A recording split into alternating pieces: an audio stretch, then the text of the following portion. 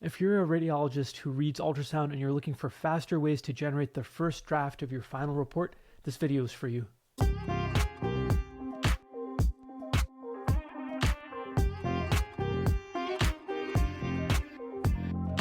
this segment, I'm going to show you how I've been using ChatGPT to take an ultrasound technologist preliminary report together with screenshots of tables from the PACS viewer to create the first draft of a final report for an ultrasound interpretation. The link to RadGPT is below in the comments. So here I am at the RadGPT welcome page.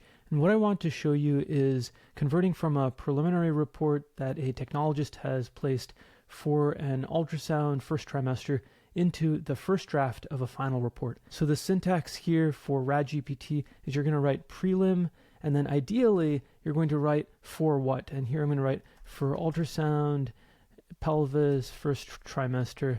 So here I've pasted a technologist preliminary report. I've scrambled a bunch of the details to preserve anonymity. These are not full sentences, they're sentence fragments just like you would expect from a technologist. And I'm just going to go ahead and hit enter. And in a few seconds, RadGPT is going to generate the first draft of a final report using this data.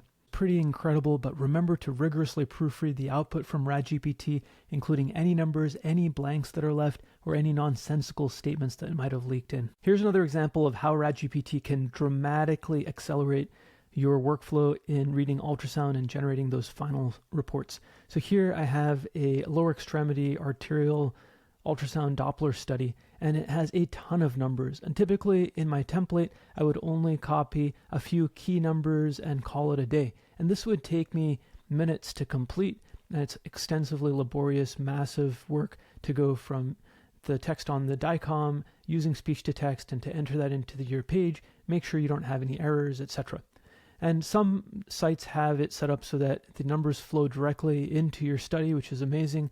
But if that doesn't happen, then what can you do? And this is the answer to that. So use the Windows keyboard shortcut for doing screenshots available in the comment section below. Exclude any PHI from that. Your initial screenshot should not have any PHI. Just select the area that's non-PHI. It's just the numbers and the labels on the table. No dates, no location of the site, etc. Be very careful about that. That's your responsibility for HIPAA. And then you can paste this image into the prompt entry area in RadGPT, and you can tell it, convert this, don't just say convert this table into text, because then it'll just give you text unformatted, but say into a formatted text table. Something to that effect. It doesn't have to be these exact words, and then hit enter, and it will take about 30 seconds to a minute. You can go ahead and continue reading your study and looking at the images of your study while it generates all of this. And the nice thing about this is that it organizes everything in a text format. So when you copy this, it somewhat preserves that when you paste it into your dictation software. I've found that it will shift over some of the white spaces a little bit and distort them, but it's good enough that you can communicate to the referring physician exactly what the numbers were within the text of the report. And many times referring physicians don't have access to the DICOM images, so this is a great way to get that to them.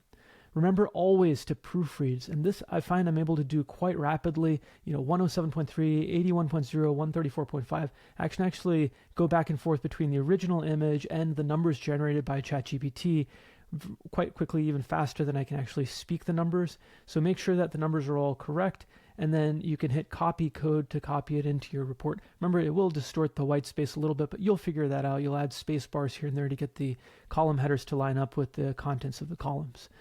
So if you were doing a lower extremity ultrasound, you could also go a step further and say something like summarize the findings in this table for this lower extremity ultrasound arterial study.